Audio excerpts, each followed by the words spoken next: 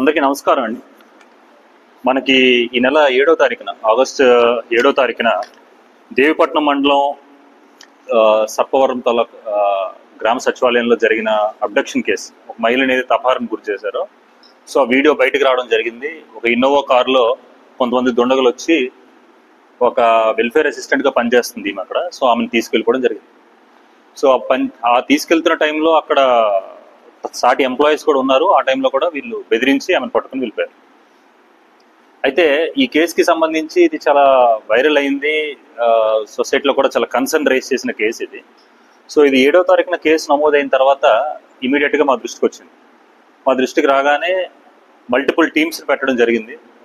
మన SHO Devipatnam and CA Rampachodavaram and other CIs కూడా మారేడుమిల్లి అడ్డదిగలు అందరి ఎఫర్ట్స్ తీసుకొని మనం రకరకాల టీమ్స్ని పెట్టి సో బేసిక్గా తీసుకోవాల్సిన స్టాండర్డ్ ప్రోటోకాల్స్ అన్ని కూడా తీసుకొని చెక్ పోస్ట్ అలర్ట్ చేయడం అయితేనేమి, పక్క డిస్ట్రిక్ట్కి చెప్పడం అయితేనేమి, సీసీటీవీలు ఎగ్జామిన్ చేయడం అయితేనేమి మొత్తం అన్ని కూడా చేయడం.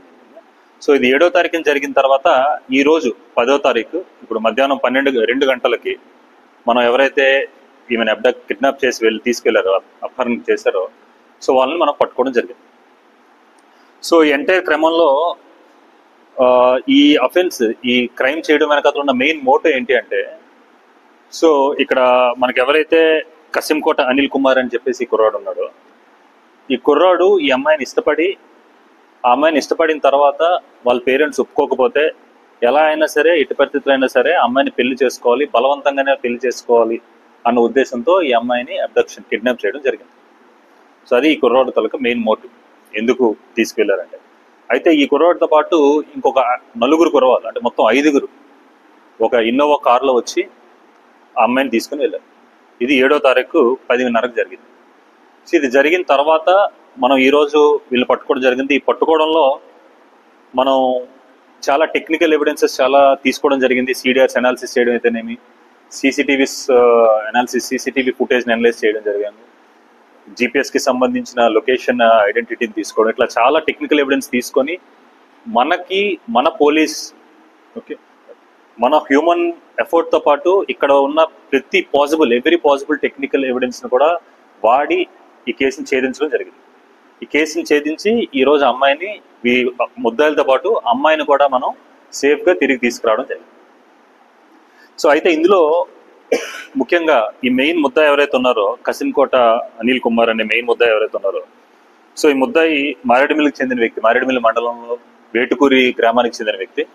సో ఈ ముద్దాయికి ఈ అమ్మాయి అంటే ఇష్టం ఉండడం, పలుమార్లు అమ్మాయిని ఒప్పించాలనుకున్నా కూడా ఒప్పుకోకపోవడం, తర్వాత పేరెంట్స్ని కూడా బతిమాలను కూడా వాళ్ళు ఒప్పుకోకపోవడంతో ఎలా అయినా సరే ఈ అమ్మాయిని తీసుకువెళ్ళిపోయి ఫోర్స్ఫుల్గా పెళ్లి చేయాలి అన్న ఉద్దేశంతో ఈ మిగతా ఇంకొక 4 కుర్రవాళ్ళతో కలిసి దీనికి ఈ కేసు అయితే ఏదైతుందో, అబ్డక్షన్ ఏదైతుందో అది చేశారు.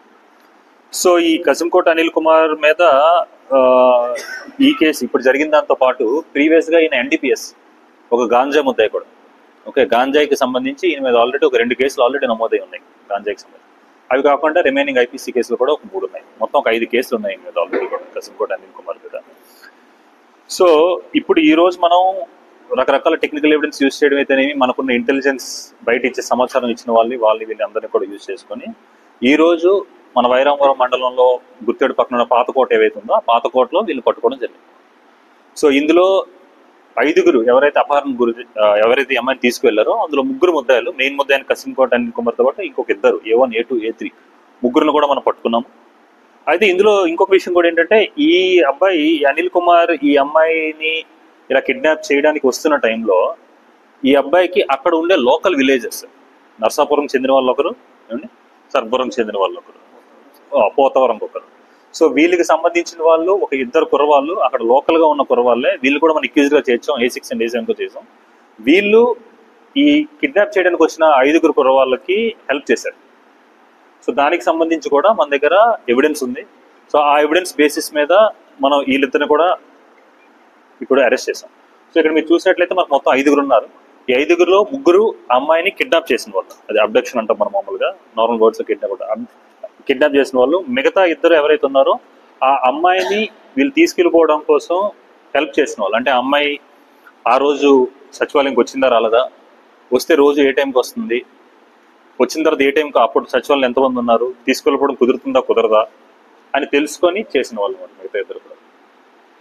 సో ఈ కేసు ఏదైతే ఉందో రాష్ట్రం మొత్తము చాలా మీడియాలో కూడా చాలా సంచలనంగా మారింది, రైట్ఫుల్గానే. ఎందుకంటే ఒక ఒక 26 ఏళ్ళ ఒక వెల్ఫేర్ అసిస్టెంట్, ఒక ఉద్యోగిని మీద ఇట్లాంటి జరగడం అనేది చాలా శోచనీయమే.